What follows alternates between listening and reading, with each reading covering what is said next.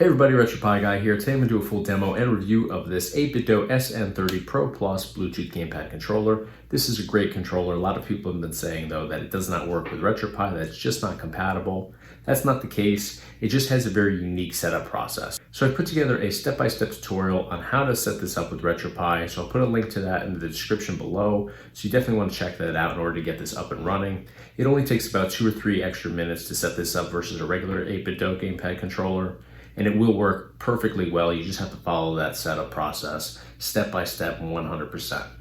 You don't want to just power this on by hitting the start button like you would a typical 8BitDo controller. You actually have to start this up and enter Windows mode in order to set this up, pair it, map it, and get it running in all of your games. So what we're going to do today is I'm going to walk through the layout here. We're going to talk about the buttons and functions and features of this particular gamepad controller. We'll jump into a couple gameplay demos just to demo it, and then we'll jump back out and I'll talk about the pros and cons of this particular gamepad controller. So let's get started. All right, so let's take a closer look at this particular controller from 8BitDo. Here on the right-hand side, we have our standard 4-button configuration of A, B, X, and Y, laid out exactly like that of a Super Nintendo's controls. Over here on the left-hand side, we have our D-pad.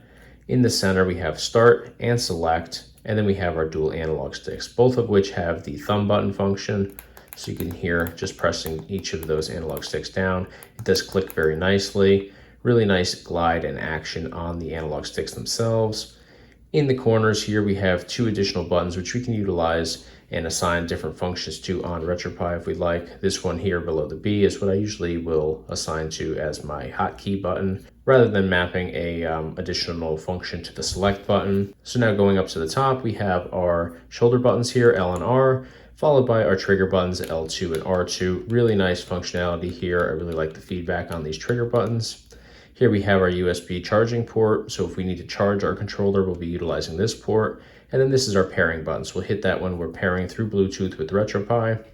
Down at the bottom, we have our 4 LED display lights here. They'll light up differently depending on which mode that you're in. They'll also scroll back and forth when you are going through your pairing process.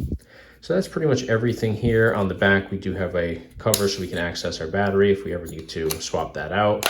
But that's pretty much everything here. So we're going to jump into some gameplay demos and demo this particular controller now.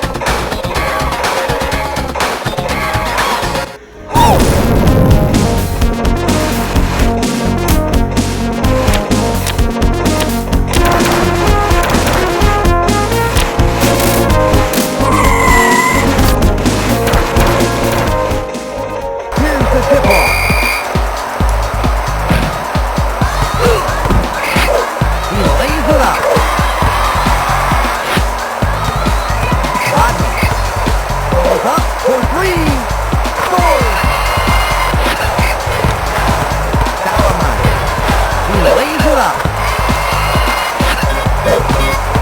Rodman. Hit it. He's up. Hit it. Bad.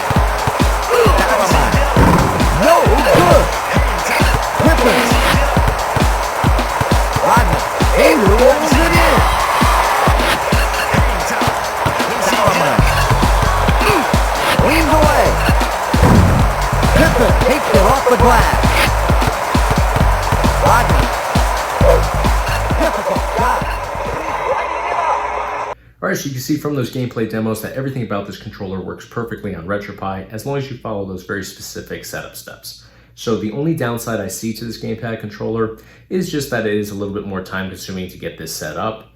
It takes about only, I'd say 2 or 3 minutes, like I said before, to actually set this up versus your regular gamepad controller from 8BitDo. So it's not a huge deal there, but without knowing exactly how to do that, which now we have that tutorial, which again, there's a link in the description below that shows you exactly how to do that.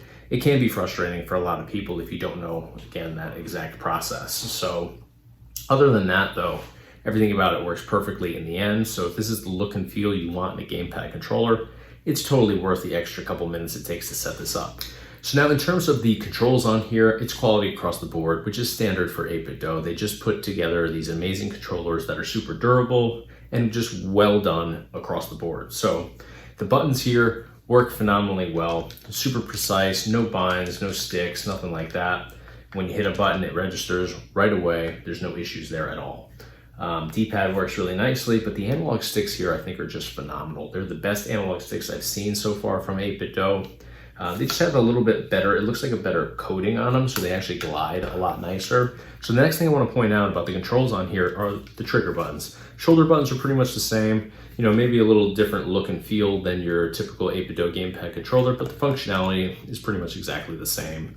It's your typical shoulder button, not a lot of variation with shoulder buttons, but the trigger buttons here are really unique because they're actually hinged, which I actually like in this case because you can hit them right on the hinge or down here, so your movement isn't limited at all.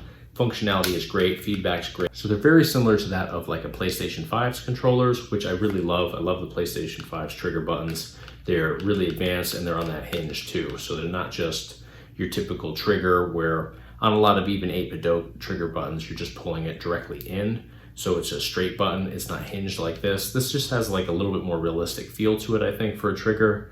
So I do really like it a lot. I think it works really great in games and it's super light. So you don't have to grab onto it and really crank down and pull it. It's just really quick like that. So it makes for great functionality in games. So that's gonna do it for today. Nothing but the nicest things to say about this controller. I think it's phenomenal. I think it's gotten a lot of flack from a lot of people because its setup process is a little quirky, but once you get that figured out and you do get it set up properly, it works 100%. And I highly, highly, highly recommend it to anybody looking for a new gamepad controller. So that's gonna do it for today. If you enjoyed this video, be sure to hit the like button and subscribe to our YouTube channel. We do a whole bunch of different videos based around retro gaming. So we do tutorials, product reviews like this one, gameplay demos, a little bit of everything on here. And of course, check us out online on our website, www.retropieguy.com. And if you want a direct link to purchase one of these, check the description below. We'll put a direct link in there for you. Thanks for watching.